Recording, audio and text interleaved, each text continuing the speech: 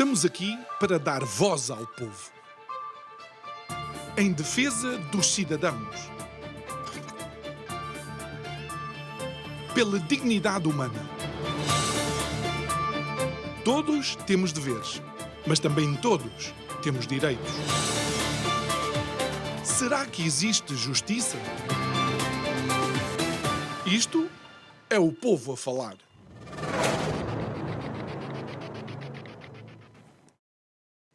Olá, muito boa noite e bem-vindos a mais um Isto é o Povo a Falar. Na realidade, bem-vindos a mais uma temporada do programa Isto é o Povo a Falar. O meu nome é João Nuno Pinto, o programa está consigo de segunda a sexta-feira, neste mesmo horário. A emissão é em simultâneo Curiacos TV e Rádio Vida 97.1. Permita-me começar esta temporada com alguns agradecimentos. Primeiro, agradecer a si, a nossa audiência, tanto televisiva como radiofónica, o facto de nos acompanhar e acompanhar as conversas que temos com os nossos convidados ao longo destas vastas temporadas que estamos no ar. E também queria agradecer, como é óbvio, ao meu colega João Carlos Dias, que na temporada passada fez o favor de me substituir durante um período em que eu fui participar num outro projeto e que me impediu de estar aqui à mesa consigo e com os convidados. Sei que sempre que o João Carlos Dias se senta neste lugar, estou bem substituído e sei que os nossos convidados também estão bem acompanhados para as suas conversas. Posto isto, vamos dar início a esta nova temporada com uma cara que já nos acompanha também há alguns anos, Jorge Marrão. Muito boa noite, Jorge. Obrigado por estares aqui connosco. É sempre um gosto receber-te e conversar contigo. Se há algo que, ao longo dos tempos, os filósofos, pensadores e os cientistas foram chegando a conclusões é que o mundo não para, o planeta não para, os sistemas não param, os sistemas andam em constante transformação, entropia, e isso também é assim a nível das sociedades, assim a nível, olhamos para a história, vemos com os impérios, as rotações que há nos impérios.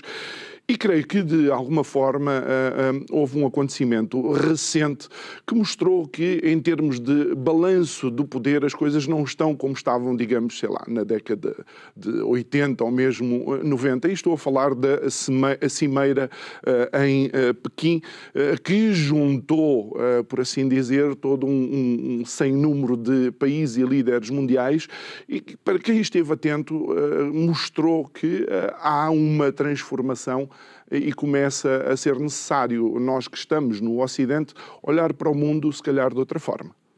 Sim, boa noite. Antes de mais, agradecer o convite e também um bom regresso de férias a ti e à tua equipa. Quando me falaste no assunto sobre a questão dos impérios, da decadência e da transformação do mundo, eu fui tentar perceber, talvez com números as pessoas percebam o que é que está a passar. Aqui no estúdio há aqui uns jovens, os cameramentos terão menos de 40 anos, presumo eu, e é importante perceber que se tivessem nascido na China, em 1990, os americanos tinham uma produção interna, um produto interno bruto que era 19 vezes o chinês. Em 2000 passou para 8 vezes. Em 2010 para 2 e hoje é apenas 1,4. Portanto, para as pessoas perceberem o que é que se passou em 40 anos. Em 40 anos a economia chinesa tornou-se tão relevante como a americana. E isso cria uma tensão muito em ambas as sociedades, quer na China, quer nos Estados Unidos, e obviamente estes números podem ser, se quisermos, replicados para a Europa, porque na Europa mais ou menos acompanha, e, portanto, no fundo, há uma espécie de uma transformação do mundo pela entrada de um novo competidor, que é a China.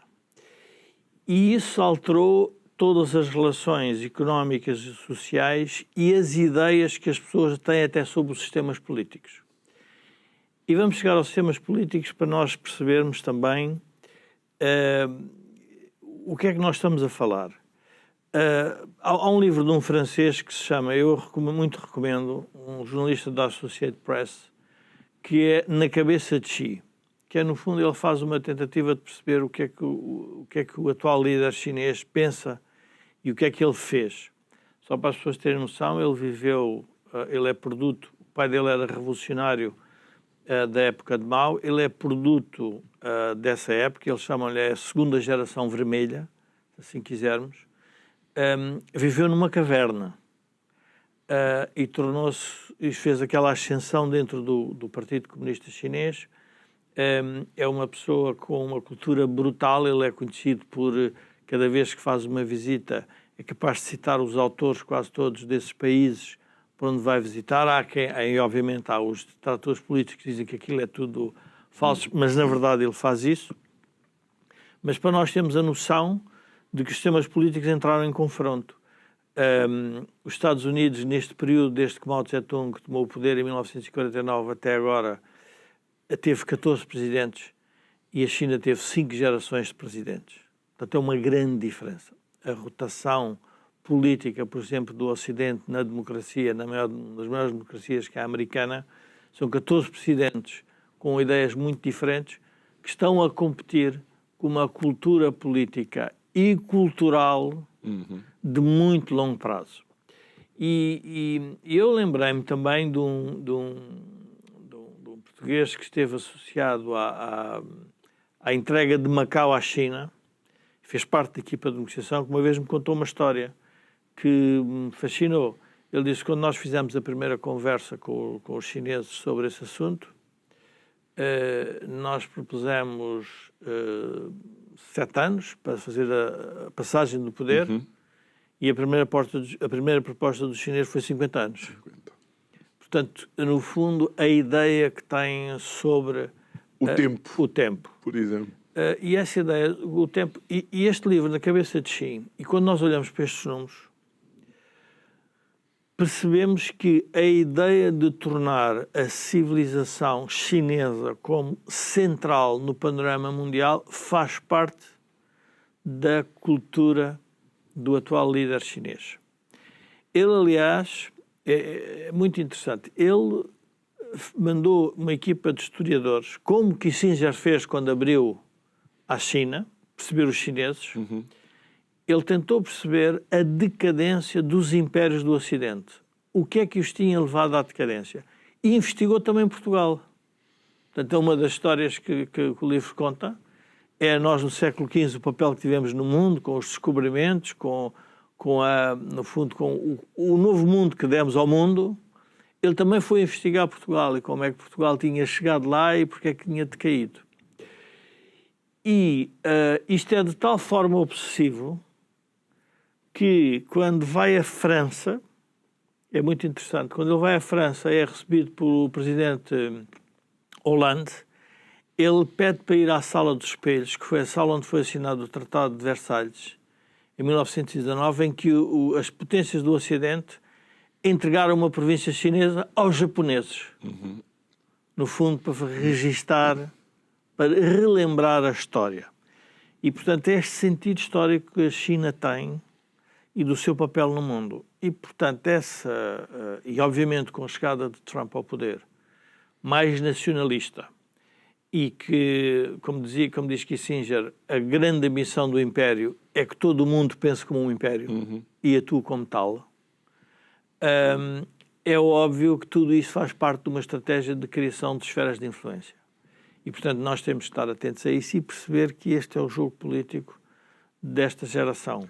Mas não crees que, de alguma forma, em alguns momentos, nós no Ocidente, e quando digo nós jovens também e as restantes gerações, quando olhamos para a China, cometemos o erro de achar que a China começa em Mao Tse-tung e cometemos também o erro de colocar naquele período, digamos, da Revolução Cultural de Mao, aquilo que a China é, quando estamos a falar de uma civilização com 5.000 anos. Sim, não. Mas isso é a arrogância do império. É a arrogância do que está por cima há muito tempo. Que não olha para baixo para perceber o que é que entretanto se passou. É porque nós temos que perceber que um jovem, há 40 anos atrás na China, era muito pobre. Mesmo. E hoje esse jovem é um país completamente diferente. Estamos a falar de uma economia similar à americana com 1.000 milhões de pessoas. E neste momento dizem que é a maior classe média, tem claro. o maior número de classe média. E ele decretou pela primeira vez a saída da pobreza, porque todos os chineses tinham, no fundo, $600 por ano, que obviamente ainda é um número relativamente baixo, mas que é uma demonstração da pujança, se quisermos, do sistema político-económico chinês. E este confronto é natural que aconteça e, portanto, para nós é visto como uma ameaça e a decadência. Para o outro lado, não é visto assim, é visto como, afinal, nós estamos a ter o lugar na história que nós perdemos. No fundo, é uma espécie de uma vingança histórica, aqui no bom sentido da palavra, que é saímos daquilo que outrora já tínhamos tido, porque no fundo a China também foi um império. Portanto, portanto, e achas que isto deixa, e olhando para a cimeira, para os países que estiveram representados na cimeira, olhando para um Trump cada vez mais isolacionista, quem sai a perder é a Europa? Ou seja, neste confronto a três, por assim dizer, a Europa é quem começa mais atrás? A Europa fica num momento muito complexo porque tem necessidade de manter a relação com a China, mas o verdadeiro aliado histórico são os Estados Unidos. E é curioso que hoje é o dia em que o nosso Primeiro-Ministro vai à China durante 5 dias para tentar estreitar relações com a República Popular da China. Portanto, para nós percebermos que e apareceu hoje no Financial Times, portanto, isto é interessante ter escolhido este tema, porque de repente isto parece que está na ordem do dia. Os astros alinharam. No Financial Times hoje o que aparece é que os chineses vão ajudar os russos a terem acesso aos mercados de capitais chineses. Portanto, o capital chinês pode voltar a ser... Portanto, há aqui uma luta no espaço mundial que nós não podemos descurar porque ela vai se intensificar. E os impérios e este poder económico têm que ter, diria, o folclore da demonstração do poder. E, obviamente, as paradas militares são um exemplo de que isso Sim, mas também a cimeira no Alasca, o Trump faz passar bombardeiros por cima. Exatamente. Do momento em que Putin e Trump estão no palanque, não é? Exatamente. Portanto, é nesse sentido que todos estão a demonstrar o seu poder. Agora, a correlação de forças mudou muito em 40 anos. E por isso é que hoje o debate, isto leva a uma outra dimensão que é preciso nós termos atenção. O debate hoje na Europa sobre a questão nacionalista é muito relevante. Porquê? Porque esta alteração levou a que as sociedades se reorganizassem de forma muito diferente. Hoje a Europa o que é a China e o que é os Estados Unidos. Há uns anos um amigo meu dizia como é que o mundo se vai organizar. Os chineses produzem, os americanos consomem, os europeus transformam-se no museu e os indianos vão para call centers. Portanto, era como o mundo se organizava. Mas depois a aspiração das classes médias e das classes mais ricas num mundo que cresceu de forma assustadora, e esse é um ponto que os detratores de Trump têm alguma razão, é cuidado, porque foi com a globalização que nós crescemos. Mas os que se opõem ao Trump não estão a querer ver outra coisa. Mas essa globalização trouxe novas tensões. Claro. E é sobre essas novas tensões que o mundo se vai debater. Não é sobre como chegamos aqui.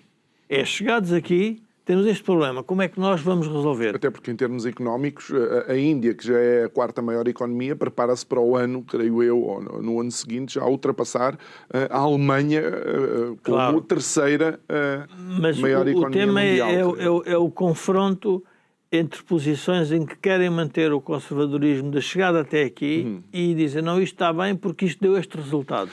Mas não achas, Jorge, que em algum momento, quando vemos aquele alinhamento de países e de líderes lá em Pequim, não vês também uma série de sociedades que, bem ou mal, não querem determinado tipo de influências que o Ocidente, em determinado momento, em bloco, achava que era necessário? Ou seja, a componente cultural, mais do que a componente económica também, a obrigar certos países a certas transformações culturais.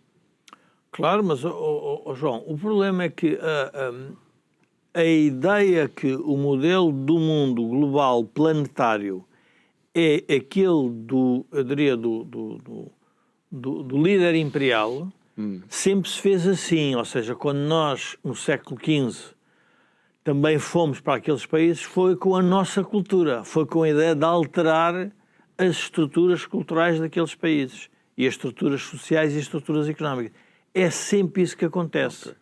Não há volta a dar, ou seja, mas isso o que é que revela? Revela que a possibilidade de haver mudança também é grande. Porquê? Porque os impérios, há quem diga, há historiadores que dizem que os impérios duram 250 anos. Depois vão fazer estudos sobre isso, o Império Otomano, o Romano, se quisermos o ateniense, o árabe. Quando nós olhamos para Portugal, temos que lembrar, os árabes tiveram 700 anos na Península e deixaram muita coisa que hoje temos que é árabe. E tentaram transformar-nos e fizeram de alguma forma também. Perderam. E é importante nós percebermos, quando tu há pouco referias que em Pequim se celebrava no fundo uma efeméride com o Japão, não passa para a cabeça de ninguém dos espanhóis virem celebrar a Batalha de Aljubarrota. Porque fomos nós que ganhamos. Eles celebravam a vitória sobre a invasão japonesa. O que é que se torna evidente? É o regresso ao nacionalismo. E uma das coisas que o nacionalismo tem é o respeito pela cultura da nação. E o próprio... Há coisas interessantes, porque o Kissinger, quando faz a avaliação da China, ele julga que a China nunca se vai tornar um império global, porque o chinês quer que toda a gente pense à chinesa. Tem uma dificuldade de integração com o outro. Enquanto a cultura ocidental é mais liberal, é muito mais adaptativa. Só que hoje há uma cultura da globalização que acha que é superior a todas as outras culturas. Então quer impor um conjunto de regras a países que estão a construir a nação à sua maneira. E repara, não menos aconteceu connosco. Nós chegámos à democracia em 1974 e basicamente passámos várias décadas a ser insultados nas Nações Unidas, porque não tínhamos descolonizado e tínhamos uma ditadura. E nessa altura, o que é que o povo português era? Era um povo menos preparado? Era um povo de segunda categoria só por isso? Não era. Não. Era o que era. Era a nação a construir-se a si própria. Ora, é essa noção que está a ser introduzida hoje no discurso político e que grande parte dos vencedores da globalização se recusam a aceitar. Não querem aceitar que o mundo está a mudar. Está a mudar porque a correlação de forças mudou. E quem estuda a decadência basicamente se torna otimista, porque diz assim: até o que é que vem a seguir à decadência? Um novo mundo. Um mundo diferente, em que provavelmente também nascem novos perdedores, mas também nascem novos ganhadores. E depois dizem, mas isso é retrocesso. Mas a pergunta é, o retrocesso é sempre lido historicamente para aqueles que estão a viver aquele momento. Depois, a prazo, se calhar até isto até nem foi assim tão mau como nós julgaríamos que seria. Nós não conseguimos fazer nada dos fundamentalistas. Os fundamentalistas, no sentido mais, diria, maldoso da palavra, estão fechados para a argumentação e para, não vale a pena. Para o pensamento, para o raciocínio. Não querem perceber nada e, portanto, não vale a pena perder tempo com... O que nós temos que perder tempo é com as pessoas que têm dúvidas sobre o que está a passar e no fundo, elas perceberem que isto vai acontecer quer nós queiramos, quer não, o confronto entre civilizações que têm uma predominância neste momento económica e que querem ter uma predominância sobre os métodos e os valores com que o mundo vai funcionar. E é, no fundo, essa nova ordem que andamos todos à procura.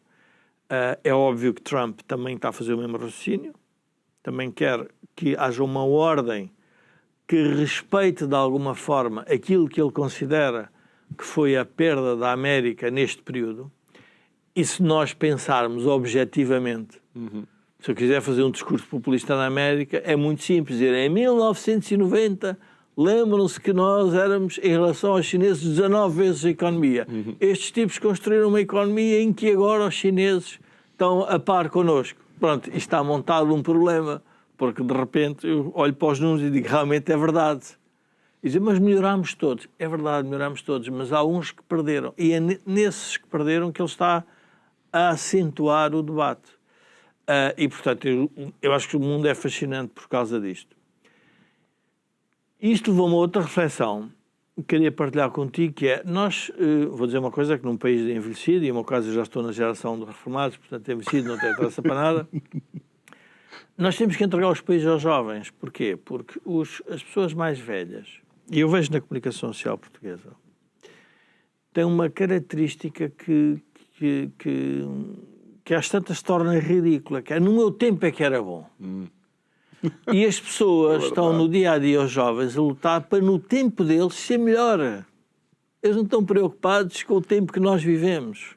Estão preocupados com o futuro. O tipo que já viveu disse, mas eu vivi, está bem, mas e o que é que isso interessa? Só que o problema é que as sociedades envelhecidas estão dominadas pelas pessoas mais velhas. E, portanto, é natural que isso aconteça. Mas é interessante ver, no caso chinês, o caso chinês é engraçado porque a maneira, a construção política, que fazem uma avaliação política por gerações. Há uma geração que chegou ao poder. É essa geração que é responsável por levar o país para o outro lado. E nós temos uma espécie de... Eu cada vez que vejo nos programas políticos, há sempre a ideia que Portugal precisava de um Senado. No fundo, voltar a sentar os velhos a dar palpites sobre o futuro quando eles não têm nada quase. Temos uma coisa qualquer parecida. O Conselho de Estado é mais ou menos... Não é? Uma coisa mais ou menos... Pronto, mas o Senado... mas que no fundo é perpetuar-se no poder. Ora, a pior coisa que pode acontecer para uma pessoa... uma coisa é ser chamada por mais novos pela sabedoria com que se transmite aquilo que se sabe. Outra coisa é dizer o que é que eles têm que fazer. Eles é que vão ter que fazer aquilo que têm que fazer, porque o resultado é com o resultado que eles... O resultado que vão ter resulta das ações que vão levar a cabo. Portanto, há aqui uma complexidade hoje no mundo interessante e que obriga... a pensar... Exatamente. Só para terminar e depois irmos abordar uma outra temática, algo que eu vi e que é interessante, provavelmente as pessoas não sabem que, apesar de estar ao pé de Modi, apesar de estar ao pé de Putin, apesar deles os dois estarem ao pé de Xi Jinping... há tensões dentro dessas próprias sociedades. Ou seja, eles estão ali, mas têm assuntos que têm que resolver. Mas têm a capacidade de estar ali e estar ali naquele momento e entender que as coisas estão compartimentalizadas e podemos ter problemas a resolver numa determinada área, mas depois há um sentido comum em que temos que avançar. Se nós olharmos para estes três que mencionaste, são todos nacionalistas, no sentido da palavra como ela é. E percebem que para defender os interesses da nação às vezes têm que se unir em matérias que eles próprios até divergem noutras. Mas isso faz parte como a Europa com os Estados Unidos. O problema hoje nas sociedades democráticas e é um assunto que vai, eu acho que vai ser cada vez mais aprofundado, que é se as sociedades democráticas, que teoricamente são um estado superior, se quisermos, da gestão política dos assuntos, se não derem resultado, as pessoas vão pôr em causa a própria essência da democracia. Exatamente. Não vale a pena também nós estamos Ou seja, se os políticos das democracias não começarem a resolver os problemas como eles são, É verdade. vão dar origem... Porquê? Porque as pessoas dizem, mas espera aí uma coisa, mas então nós vamos precisar de poderes mais musculados, mais autoritários, mais de longo prazo, porque o longo prazo dá resultado. Porque em abstrato, quando nós olhamos para os números, para a ideia da melhoria da sociedade como ela é, a verdade é que o mundo... Porque os impérios têm uma outra característica, já agora para terminar, que é interessante. Os impérios têm a fase dos pioneiros, dos conquistadores, depois têm a fase do comércio. Vamos todos aproveitar esta abertura. E foi isso que aconteceu. Aproveitámos todos a abertura do mundo. Quer a China, quer os Estados Unidos, quer a Europa, quer o mundo inteiro. O mundo melhorou muito com a globalização. Mas depois vêm os problemas da globalização. E os problemas em todos os impérios. Formação de classes ricas que não pensam o que é que se está a passar com a classe média, alteração dos padrões culturais e muitas vezes até uma espécie de uma agressividade cultural, porque, eu diria, o imperador, no sentido de que representa a ordem imperial, quer impor um conjunto de condutas e que choca com a realidade local. E isto é importante perceber, que nós todos somos produto. E depois há uma outra... Quando eu vejo a esquerda mais utópica, mais da engenharia social, a vir falar que o mundo está todo errado para trás, porque nada do que se fez devia ter sido feito. Nós todos somos produto de lutas entre países relativamente ao papel que queriam ter no mundo. E temos que aceitar isso como natural. É óbvio que ninguém quer guerras. Preferimos todos, se calhar, neste momento, guerras económicas, guerras tarifárias, guerras de acesso a mercados, porque ninguém quer voltar ao período das chacinas que foram as guerras mundiais. E, portanto, isso é uma outra... Enfim, diria-se que é um bom resultado da aprendizagem das guerras mundiais. Já agora, uma vez que mencionas isso, e ainda antes de trocar, porque depois vamos falar um bocado do papel da comunicação social, não achas que a globalização houve um momento em que se tornou, ou foi o cavalo de Troia para uma homogeneização cultural? A característica da globalização é ter criado esse tipo de resultado. Ou seja, venceu porque criou uma homogeneização cultural. Isto é muito fácil de ver. É entrar nas cidades e as ruas principais estarem cheias das marcas globais. Mas é isso que, por exemplo, alguns detratores dizem, já não faz diferença se estou em Lisboa ou em Barcelona, são sempre as mesmas placas que eu vejo nas ruas. E a identidade é uma espécie de a verdade é uma espécie de um patamar em que o jovem tem uma marca que adere a uma marca não nacional, uma marca global, em que os valores são uma coisa definida por quem? E vamos ver, a globalização tem uma característica: não há um governo global, não há um território global. Há uma aspiração do homem a ter a paz perpétua de canto no mundo, isso é verdade. Mas cuidado, porque no final do dia, quando isto se torna complicado, as pessoas voltam ao território e à nação, a discutirem o seu território, as suas fronteiras. Quando nós dizemos fronteiras, a pergunta não é só uma fronteira económica. São fronteiras culturais que se fizeram em resultado... Ou seja, se nos perguntarem o português é igual ao espanhol, não é, objetivamente.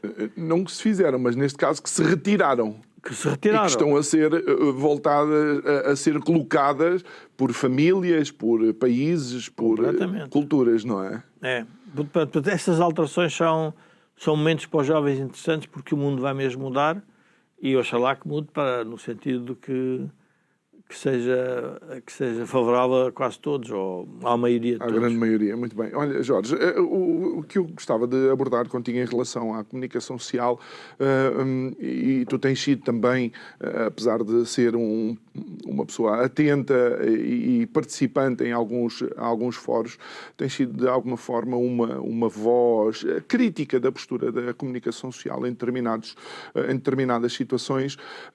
Nós assistimos a uma tragédia no ascensor da Glória, e aquilo que eu consegui ver foi uma constante tentativa de capitalizar por parte de jornais e de televisões, rentabilizar, por assim dizer, a catástrofe que aí se deu. E quero só mencionar um caso que a maioria dos telespectadores devem recordar, uma famosa criança, creio eu, de 3 anos, que ficou nos primeiros momentos órfão de pai e mãe, depois a mãe estava viva, era só órfão de pai, finalmente o pai também está vivo, ninguém corre risco de vida, a criança deixou de ser órfã. E por exemplo, a necessidade que a RTP1, Canal Nacional paga com os nossos impostos, teve de ter como cenário de um dos telejornais precisamente o local do acidente, onde ainda lá estava o ascensor.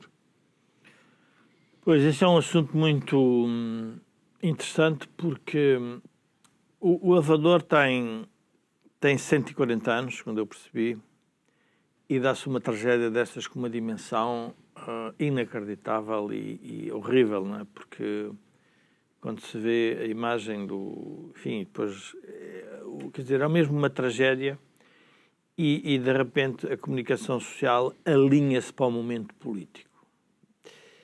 E este alinhamento para o momento político revela uma incapacidade da própria comunicação social de descodificar o que está mal na política. Ou seja, os políticos, eles próprios, eu diria, suicidam, porque vão atrás daquilo que parece que lhes dá mais protagonismo e mais votos. E a comunicação social amplia isso. Quando estava num grupo restrito que eu tinha do WhatsApp, veio para cima da mesa esse assunto sobre a questão da comunicação social. Eu lembrei-me, eu estudei o caso da CNN como caso de gestão. Na altura, o Sr. Ted Turner, quando fez o canal 24 horas sobre 24, a pergunta como é que se mantém uma estação de televisão a funcionar durante 24 horas. Bom, e contava-se uma história, o que ele fez foi criar uma redação em que funcionava em mesa redonda, vinha um acontecimento para cima da mesa e o que era importante para manter as 24 horas era trazer especialistas de todas as áreas para falar sobre o acontecimento. Caía um prédio. Falava sobre as implicações económicas da queda do prédio. Depois, a seguir, falava sobre o engenheiro estrutural do prédio. Depois falava sobre o tipo do ordenamento urbano. E, de repente, um acontecimento gerava 6 horas de televisão ou 7 horas. O objetivo era criar uma audiência que ficasse presa ao acontecimento. Mas isso leva a uma outra dimensão, que é o que está acontecendo na comunicação social, que o editor perdeu a noção do seu papel. Uma coisa é eu reportar um facto que aconteceu, outra coisa é eu explorar o facto até a exaustão por causa das minhas audiências. E então o que é que acontece? Distorce quase que a origem do facto. Ou seja, passou a ser um outro facto. O que é que vai acontecer hoje em dia com as moedas? Quando se calhar o que nós poderíamos estar a discutir é, por exemplo, o que é que aconteceu àquelas famílias? Que é uma coisa que todas as pessoas, diria, eu vi para a reação das populações, em que uma pessoa dizia, eu agora percebo se calhar a precariedade da vida quando assisto a isto. E portanto isso era o assunto. Não quiseram politizar o assunto. E quando a comunicação, eu acho que a comunicação social, diria que economicamente, alguns sim, outros não, está falida, mas também está falida em valores. Porquê? Porque a edição é escrava da necessidade da audiência. E, portanto, é como se eu não conseguisse criar um mercado que não fosse o mercado eu diria, do soundbite, do imediato, de tudo. Bom, e depois, o que é que acontece? Vou falar pouco da China. Depois o que acontece é que alguém quer pôr ordem nisto. E, portanto, a desordem resulta também numa espécie de uma desordem comunicativa, em que tudo é feito e ninguém percebe porque é que está a ser feito. Eu não sei se já contei aqui uma história sobre o estagiário da TSF, mas um dia, em conversa com um jornalista muito experiente, ele contava-me, perguntei-lhe, mas o jornal semanal, como é que funciona? E ele dizia-me que o problema do jornal semanal é que nós somos escravos do estagiário da TSF. Então, mas o que é que isto quer dizer? Na altura, foi uma fórmula que ele encontrou metafórica. É que os jornalistas mais experientes que faziam edição deviam escolher o que é que devia estar na agenda mediática. Mas como os jornalistas mais experientes acordam tarde, de manhã quem está a fazer é o estagiário. E o estagiário pega uma notícia no take da Lusa, e no take da Lusa, e põe no noticiário da manhã. E depois o jornalista mais coisas acorda e diz: o que é que a TSF está a falar? Na altura, está a falar isto, então esse é um assunto. O estagiário. E de repente está toda a gente a falar do assunto, não tem interesse para ninguém, mas toda a gente tem que cavalgar o assunto. Para um jornal semanário, chega-se ao fim e diz: o que é que tiveram a semana a discutir? Tiveram a discutir um tema. Pronto, então temos de discutir esse tema. E ninguém para pensar. E isto é difícil de explicar, porque eu fui-me lembrar uma outra história, que é também um jovem que vai para controlador aéreo e é confrontado, de repente, olha para o ecrã e vê muitos aviões. E ele fica baralhado, não sabe, e pergunta para o chefe: chefe, podemos mandar parar isto? E o chefe diz: não pode, porque eles já vêm todos em andamento. Então tu tens que ir organizando. Portanto, há aqui uma espécie de loucura do atual que não permite que as pessoas, de forma serena, digam: isto já não deve ser assunto, ou seja, este assunto, para que é que nós estamos a levar este assunto para esta ordem? É óbvio que hoje há um pacto, e isso é evidente. Eu hoje vinha para aqui e estava a ouvir na Rádio Observador. Há um pacto que o jornalismo se faz com os políticos ao lado. Ou seja, os políticos alimentam os jornalistas alimentam os políticos. E esta mediação com a sociedade perdeu-se. A sociedade pode não ter interessada naquilo, mas tem que levar com aquilo. Eu, se ligar um canal de televisão hoje, é impossível eu não ver a mesma coisa, o que é uma coisa estranhíssima. Porque de repente digo: não há nada mais interessante do que isto. Não, tudo se tornou... Portanto, é esse afunilamento que lentamente marca a comunicação social e a criação de novos segmentos de mercado de informação, que são as redes sociais, são, no fundo, uma espécie de uma circulação marginal de informação que não entra nestes grandes meios, como tu dizes, RTP, porque todos têm que justificar a sua existência, e a sua existência só é possível se tratarem todos do mesmo assunto. Porque tratar de outros assuntos, e vem outro problema, outra dimensão, por causa da questão técnica falida, tratar de outros assuntos é correr riscos, é poder não ter audiências, é poder falhar. E vamos todos na mesma onda. Mas não achas que isso faz com que a comunicação social perca algo que deveria ser um fio condutor? Neste caso é ética. Porque, por exemplo, não sei se alguns dos meios de comunicação social que disseram que a criança era órfã vieram pedir desculpa à audiência pelo facto de terem informado equivocadamente as pessoas. E depois, às vezes na televisão e também na rádio, vemos algum tipo de jornalista com uma postura quase ativista quando está a entrevistar este ou aquele, ou mesmo quando está a dar determinadas notícias, e que o coloca, então, de facto, deveria colocá-lo numa dimensão ética à prova de bala. E não é isso que nós vemos. Eu acho que num curso numa Escola Superior de Jornalismo, eu acho que havia um elemento que podia dar sempre um bom debate dentro dessa Escola de Jornalismo, que era o André Ventura. Porquê? Porque o André Ventura, na comunicação social, nunca debate com um oponente. Debate com o oponente e com o jornalista. Ora, isto é a destruição completa da comunicação social. Ou seja, a destruição no sentido em que há um facto, há um ator, faz perguntas sobre o ator, ele tem a ideia dele, ele tenta esclarecer, mas não, de repente eu tenho que ter uma espécie de uma ideia de um prosélito, eu tenho que dizer a ele que ele está errado. Ora, as pessoas não querem saber se ele está errado ou está certo, querem saber é o que é que ele pensa, mas não o deixam sequer refletir sobre isso. E, portanto, isso é uma demonstração de que há um problema na gestão da comunicação social. Quando tu dizes a questão de saber se era órfão ou não era, é o tema da supervisão, é o tema do controle do que se faz. Eu não estou a dizer que isso não tenha sido feito. O que eu estou a dizer é que a pressa, no Alentejo diz que as cadelas apressadas parem os cães cegos.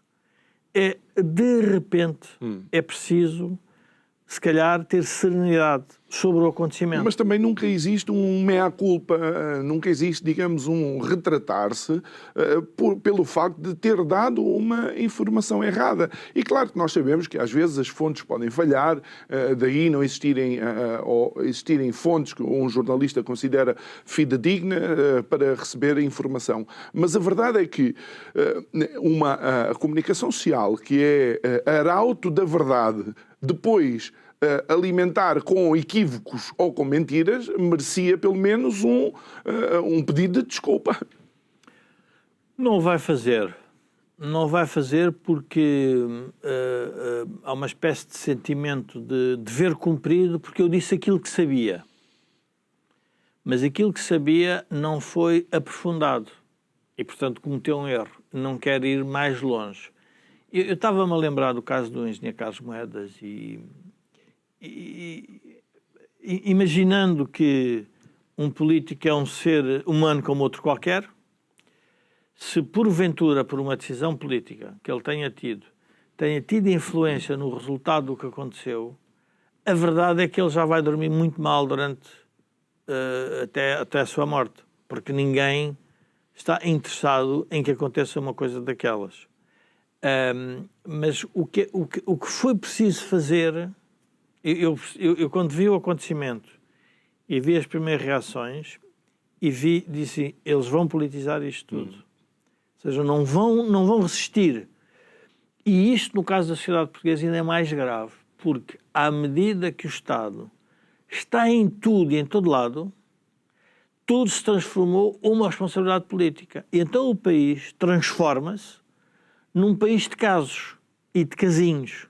Nada é estrutural. Compara-se isso com a cultura chinesa e estamos desgraçados, porque de repente todo o meu esforço intelectual está para resolver, ou seja, em vez de estar dentro do meu espaço de trabalho a discutir como é que vamos melhorar isto, aquilo, aquilo outro, para servir clientes, de repente está tudo a discutir o elevador da glória.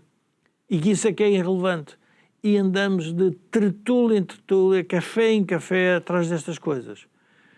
É óbvio que a comunicação social vai dizer, então, mas há uma possibilidade de resolver isto. Aparecem novos atores. E é sempre... João, isto não há volta a dar. Os mercados, e eu gosto de economia de mercado, porque a economia de mercado, na prática, ocupa sempre falhas. Cria novos mercados, mas ocupa falhas. Uns não funcionam, então vão ver que vão aparecer outros. E é isso que está a acontecer. A queda de audiências, por exemplo, dos jornais versus televisões e a rádio. A responsabilidade de quem? De todos. Então vai acontecer, vão aparecer novos atores. Na política, nós quando olhamos, por exemplo, hoje para a política portuguesa, o que é hoje, há 10 anos atrás, o panorama político não tem nada a ver uma coisa com a outra. É outro mundo. Há a Iniciativa Liberal, temos o Chega, temos o PS que reduziu a sua preponderância. Temos o Bloco de Esquerda quase a desaparecer, minimizado. E de repente o que é que aconteceu? Não viram o que estava a passar. O resultado é este. Portanto, é inexorável as pessoas irem resolvendo os seus problemas. Obviamente, quem tem mais responsabilidades quer que isso tudo seja feito rapidamente. Isso não existe. Socialmente, o mundo não funciona assim. O mundo é muito mais... Ainda por cima, aos portugueses é tudo muito mais lento. Somos mais conservadores, somos mais avessos ao risco, portanto tudo vai fazendo com calma. Mas a tendência aparece. O mais importante de ver é a tendência, ou seja, o acontecimento é relevante. Eu, por exemplo, no caso do elevador da Glória, se calhar o que nós poderíamos debater com mais interesse era o que é que se está a passar na esfera das empresas do Estado relativamente às questões da manutenção. Agora, estar a criminalizar socialmente qualquer ato político só por eu estar sentado numa cadeira, todos os acontecimentos que aparecerem relacionados na esfera do Estado é uma responsabilidade política, os políticos matam-se uns aos outros, porque se torna impossível fazer a gestão. Então, o que é que acontece? Não se decide nada. Não se decide nada e faz uma coisa mais grave. Nós temos que parar para pensar. Se a sequência dos acontecimentos for esta, e se tudo levar à ideia que, afinal, há um problema, então os recursos são deslocados para zonas em que provavelmente nós não estamos a ver nenhum benefício, de repente temos uma sociedade toda ela protegida e depois uma grande faixa da população completamente desprotegida. Porquê? Porque eu não posso ter um sistema de segurança, ou posso imaginar que o tenho, mas não posso ter a 100% de fiabilidade para tudo. Não existe isso. Não existe. Não existe. Eu tenho uma tese que é, como é que os governos vão cair? Com os casos e casinhos, com incêndio, com um problema de uma grávida no hospital, com um problema... Ou seja, a política hoje transformou-se num julgamento político baseados em caso. E depois temos uma outra dimensão. O próprio Presidente da República, que é um especialista em comunicação social, é um especialista em audiências. Não vale a pena, quando eu olho para o professor Marcelo e digo, não vale a pena competir com o professor Marcelo. O professor Marcelo é especialista em criar a sua própria audiência. Ele já criou a audiência com a intervenção que fez sobre o elevador da Glória. Podia ter ido num sentido diferente, mas não. Quis ir naquele sentido, porque ele sabe que aquilo vai dar audiência. E a audiência para quem? As pessoas, se calhar, olham para a tragédia. Eu falei com algumas pessoas que não estão tão envolvidas com a política, não são assim tão... E as pessoas, o que ainda hoje está a afetar é o acontecimento em si. A dimensão humana. A dimensão humana. Mas ninguém está... Agora vamos crucificar quem? Quer dizer, então vamos também crucificar o homem o guarda-freios também, porque não viu, não fez a checagem. Quer dizer, tudo isto tornou insano. E, portanto, e estamos todos a correr para conclusões e relatórios quando uma investigação deste tipo leva bastante tempo e para ter um relatório final, na realidade, eles têm que cobrir todas Mas é que a comunicação social quer fazer o relatório deles, que é o relatório que gera audiência. João, se daqui a 10 anos se vier provar que se calhar aquilo até pode ter acontecido e não era possível tecnicamente prever e detectar, não interessa. Já está feito a audiência do dia, a audiência da semana, a audiência do mês. Portanto, o que interessa, isto é a mesma coisa que eu dizer a um indivíduo que tu queres subir na vida, então rouba. Roubar se calhar é mais fácil. E de repente, mas tens de pensar que depois isso é um crime. Está bem, mas e se não for apanhado? Se não for apanhado, esse é o pensamento sempre do criminoso, é que não é apanhado. Exatamente. E, portanto, há uma espécie de uma voragem sobre os acontecimentos para criar audiência que eu acho que mata a comunicação social. Os políticos podiam desistir disso. Porque, de repente... E repara, a categoria de político que está a aparecer é o político antipolítico, que é que não sou igual àqueles. É verdade. E eu pergunto, mas tu és político ou não é? Tu és político, és igual. Alguma coisa has de ter em comum, não é? Alguma coisa tens de ter em comum. E, portanto, o político que nasce é o antipolítico, não quer ir atrás deste tipo de guerras. De situações. Muito bem. Então, se calhar, é de facto uma reflexão que todos nós temos que fazer. A nós, cidadãos, resta-nos estar atentos. Sim, e também a não comer gato por lebre. Jorge Marrão, obrigado por ter estado aqui connosco. Obrigado. Obrigado a si que nos acompanhou neste programa, que que é o pontapé de saída não só da semana, mas também de uma nova temporada do Isto é o Povo a Falar. Quero recordar que se você gosta de ouvir as conversas logo de manhã cedo, a partir das 6 da manhã já temos em formato podcast nas principais plataformas, mas também pode rever no nosso canal de YouTube, indo lá, subscrevendo o canal, clicando no sininho para receber a notificação. A mim resta-me agradecer a sua presença e dizer-lhe que amanhã estamos de volta à mesma hora para mais um programa. Boa noite, obrigado.